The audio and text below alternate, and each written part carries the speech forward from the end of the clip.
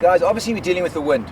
There's a number of ways to analyze the wind. First thing what we do suggest is have a look at a wind forecasting site such as Wind Guru. Have a look what's forecast. It's not set in stone, but at least there you can go and have a look and say, well, cool, the wind's going to be picking up during the day. So you know that if you're getting overpowered in the morning, the wind will be picking up through the day. So you know it's time for you to call it a day. Or otherwise, maybe the wind's changing directions and it's going to slowly drop it, but if you're not ready for it, the wind could suddenly switch directions and come banging from the other side. I am going to go through quickly now and show you exactly how to actually read Wind Guru so you understand all the different meanings in it. We in Durban here use Wind Guru. You can find it on windguru.cz. If you have a look, just to give you a quick explanation, obviously we've got the days at the top. But what you got over here on the first line is your knots, your wind speed, it's in knots. The second line is your gusts. So you've got the first one is your average and the second one is your high. So if you look at the top, that's 20 average and 25 high. If you're not sure on your wind direction, this is the arrow. If you don't know what the arrow means, you can just hang your cursor over and it'll actually tell you northeast and the actual degrees. We mainly use the top three lines, but the other one that's quite nice over here to use is obviously your waves. So you can see how big the surf's going to be. Your biggest thing is not actually the meters. If you have a look over here, like this 1.9 meters at 9 seconds, the biggest thing is your actual wave period. So if we go further down over here and look here, this is 2.2 at a 14. So when this goes red over here, that's the biggest thing with your wave. With your wind, you've also got it in colors. So basically, if you want to just look for color, if you have a look, you're going 25 knots, it goes into a red. A green is not bad. Blue, you're looking very unlikely. When it goes on to Monday, like it goes into nothing over there, you're not going to be kiting. Temperature does play a part. So if you're looking at a very high temperature, that can affect the wind. Often it doesn't if you get too hot, especially in summer. We get a heat bubble and the wind doesn't come through.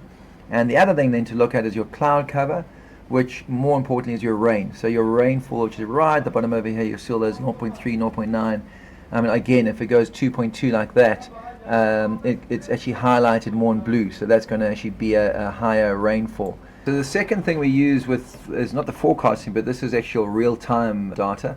So this is the Fred or CSIR, but basically what you've got is you've got this line over here which is running, and we use again on the right hand side we're using the knots, so you've got the lines running across. So you can see currently we're sitting at about 11 knots. The wind's slowly dropping off. It peaked over here and then it dropped right down, but over here at the bottom what you've got is the wind direction. So the wind direction also now is having an effect, and often you'll find that the wind swings, and as it swings then it comes through. But I mean, you can actually see from this what the wind's doing. It's a great tool to be able to use to see exactly what the wind's doing now. But more than that is the bigger one that we use is the southwest, because what we do over here is we go up to the top, we go to Port Shepstone. Port Shepstone is about 3 hours south of us. It doesn't help us today, although the northeasterly does come from the south, which most people don't realize. But if you look at Port Shepstone's sitting at 25 knots northeasterly. So there's your wind direction, has swung, and if you have a look over here, the wind was northwest and then it swung across to northeasterly and then it came through. But what we do with this is you can see in a southwest, so if that's a southwesterly, so there's obviously a different wind direction. If that's a southwesterly hitting 25 knots, and it hits there at 25 knots, hit at 12 o'clock, we can expect that southwesterly to hit Durban at, should be about 3 o'clock. We always use this in the southwest to get an idea of what's going to happen in a little bit ahead. There's two other ones you can actually also use with Fred is the summary, which you have a look at, then you can have a look and see what's actually happening. So again, this gives you your wind direction. So there's Port Shepstone at 24 knots northeast. There's Durban sitting at 11.3. We don't really use the other top two because they're sort of more in the harbour. Together River mouth 13.7 is blowing east. So windy.com is another great site that we use. It's a really interesting thing to watch. I mean, again, at the bottom over here you've got Friday, Saturday going all the way through to Sunday the 11th. You can actually watch the wind on a day. So you can see here, so we zoom in, you can actually zoom in and zoom right out and actually see the whole world. Interesting one, if you actually watch this like that, if we go through to Wednesday, I think it is, there's a cyclone coming off there which will affect our wave and the swell coming through. It's moving off though, but if you have a look at Durban, we zoom in here, so if you have a look today, there's the wind supposed to be blowing, but if you go even more into Durban, you'll see that there's the wind out to sea, but not quite in. There's Port Shepstone, and they're having their 25 knots, and that's what's forecast. So it's there, nice strong wind, but you can do it by hour. You can go ahead and say cool, and then go through to Saturday. There's wind coming through. If you look down here, there's a westerly coming down. So there's a big lull before the west. It's a very small west. You can see it because it's a light green. So we try and tie the different forecasts together. We use windy.com and we also use Wind Guru, and then obviously what's actually happening. So guys, one of the biggest things that we use in Durban is we use WhatsApp. We use we've got a kite surfing group, Ocean2air Kite Surfing. In this, we basically will be chatting and posting videos. A lot of the times I'll also actually post up reports, and so I'll put a report up there, what the wind's doing. But we're using the community, so basically we're networking, going into it, saying, cool, the wind's through. I'm letting guys know what the wind's doing, what's blowing, if the wind's good enough to kite, what the surf's like. I'm putting videos up there now as well. We'll go and put a report on the video. Hang on, let's see this. This is a bit better. And even higher up there, look. So what we do is we do the report. We try and do a video of the seas to show you guys what the sea's doing and give you an idea of what the wind's doing. But it's a great tool and a great ability of us to be able to network amongst each other. If you haven't managed to have a look at the Wind Group, what I suggest is chat to the locals. There's always kite surfers around. If you get to the beach and there's a whole lot of kite surfers standing on the beach and not kite surfing, do yourself a favor, go and ask them why.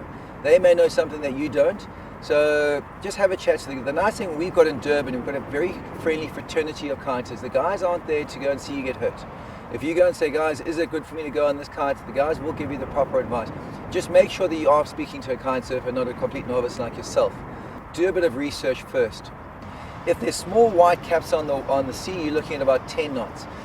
If you need a few more white caps in there to really get going, but if you just fly a kite, small white caps on the sea is perfect. If the sand's hitting you in your legs, you're looking at about 25 knots. I would not go kiting in that. What you want to do initially is fly in the sort of 10 to 20 knot wind range. So when the wind starts really blowing, and as I said, that's with sand hitting your legs, rather give it a miss, guys. Also, if you get down to the beach and there's guys kiting, doesn't necessarily mean that you can kite. Because don't forget, there's different size kites, there's different size or different weight people. So, you know, they may be flying a very small kite, which ultimately we can fly in any wind. But initially, avoid the stronger winds and fly in the lighter winds. So what we normally do is we get the guys to like a 12 and a 9, kites fly in the light wind into moderate wind. If the wind really starts blowing, you know what, that's when accidents happen. And as you start getting more and more advanced, so you'll start actually understanding what winds, you'll be able to improve your kite flying, so you'll be able to allow you to fly in winds like that. In Durban, we get two predominant winds here. We get a northeasterly wind, which is a cross onshore, and we get a southwesterly or southerly wind, which is a cross. In Durban at the beach here at Ocean2air, we get a southerly wind more. It's actually a cross shore. We do also get the wind that's a southwesterly, which is a cross offshore. Your northeasterly wind is your better wind to fly in because it's a cross onshore. If you get into trouble, it's going to blow you back to the shore. But the other thing with the cross onshore, it's a more steady wind because it's coming over the ocean. It's got less variance. The same as the southwesterly or the southerly wind. You often have a much bigger wind range, so you'll have it sort of coming from 10 to 20 knots, and all of a sudden you come up or go down or drop. So it's a big variance in the winds.